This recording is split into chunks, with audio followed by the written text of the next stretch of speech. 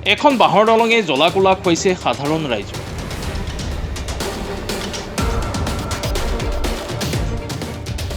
এই দৃশ্য গোসাইগাঁৱৰ বাবুবিলৰ পৰা গুৱাবাৰীলৈ যোৱা এখন দলং।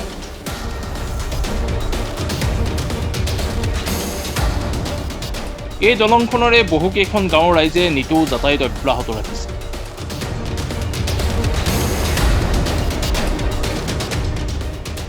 ৰাইজৰ অভিযোগৰ পাছতো আজিৰ পৰ্যন্ত পকী হোৱা নাই দলংখন।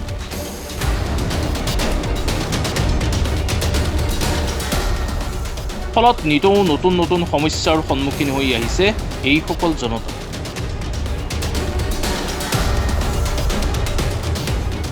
বন্ধ হৈ আছে জৰুৰীকালীন সেৱা।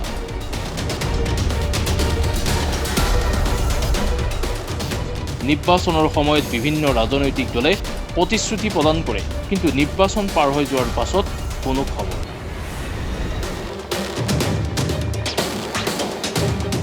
প্ৰতি বছৰে গাঁৱৰ ৰাইজে নিজাৰ টকাৰে মেৰামতি কৰি আহিছে এই বাঁহৰ দলংখন।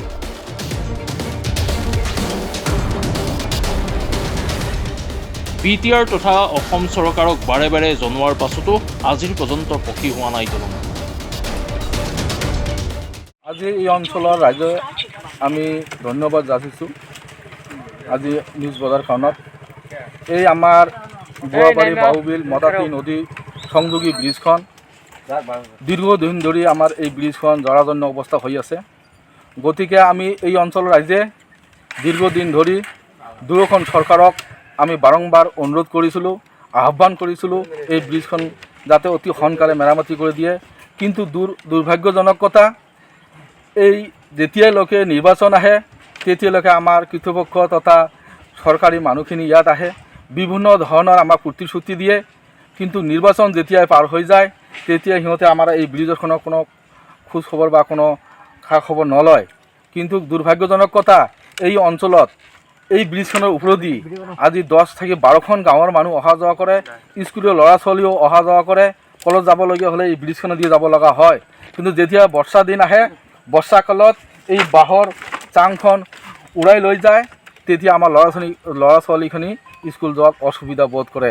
আৰু কিছুমান ল'ৰা ছোৱালীও দুৰ্ভাগ্যজনক কথা, ওপৰেদি যাওঁতে ইয়াত নদীত বাগৰিও পৰিছিল। আৰু আমাৰ যেতিয়া এই অঞ্চলৰ মা বা গৰ্ভৱতী কিছুমান মায়ে গৰ্ভধাৰণ কৰে, আমাৰ এই ব্ৰিজখন দিয়ে চাৰিচকীয়া বাহন ল'বলৈ বিশেষকৈ অসুবিধা হয়। কিছুমান মা ভণ্টি আমাৰ এই কাৰণত চাৰিচকীয়া বাহন যাব নোৱাৰাত মৰিব লগাও হৈছিল, গৰ্ভ অৱস্থাত মৰিব লগাও হৈছিল।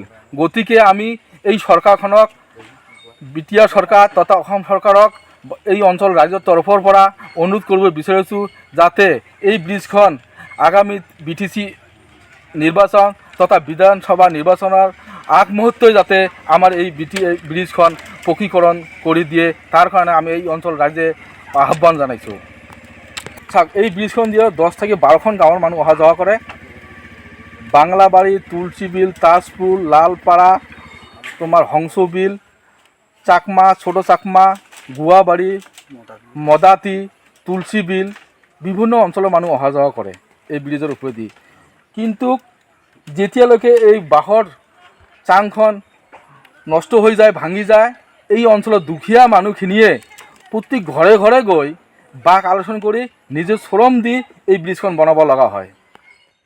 হয়, আপোনালোক ইয়াত অহাৰ কাৰণে আপোনালোকক আমাৰ ৰাইজৰ পৰা ধন্যবাদ জ্ঞাপন কৰিছোঁ।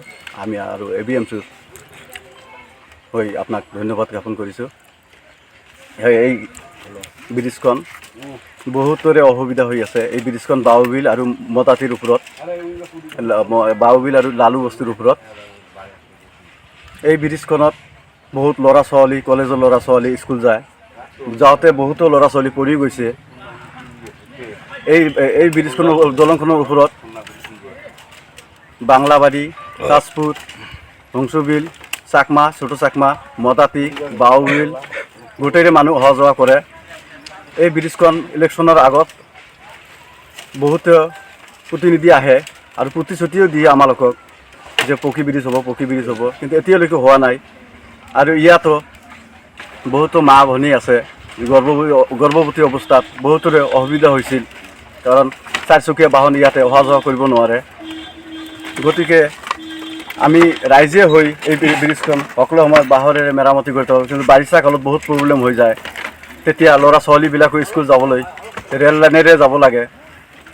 তেতিয়া এনে ৰেল লাইনত বহুতো ঘটনা ঘটি আছে, আপোনালোকে গমেই পায়। ব্ৰিজখন নোহোৱাৰ কাৰণ কি? ব্ৰিজখন নোহোৱাৰ কাৰণে এইটো আমি BTC চৰকাৰ তথা অসম চৰকাৰকো আমি বহুতবাৰ মানে নিউজ যোগে আমি কৈছিলোঁ, আৰু ইলেকশ্যনৰ সময়ত সিহঁতে আহি প্ৰতিশ্ৰুতিও দিছিল আমাক, কিন্তু ইলেকশ্যন যোৱাৰ পিছত সিহঁতে আৰু নাহে, একবাৰো নাহে, বছৰত এবাৰেই আহে 5 বছৰৰ পিছত। প্ৰমোদ বড়োক কি ক'ব? প্ৰমোদ বড়ো বা আমি মুখ্যমন্ত্ৰী BTC চিফ তথা প্ৰমোদ বড়ো ডাঙৰীয়াক আমি অনুৰোধ কৰোঁ, এই বাঁহৰ দলংখন অতি সোনকালে যাতে পকী ব্ৰিজ বনাই দিয়ে, কাৰণ ইয়াত বহুতৰো অসুবিধা হৈ আছে।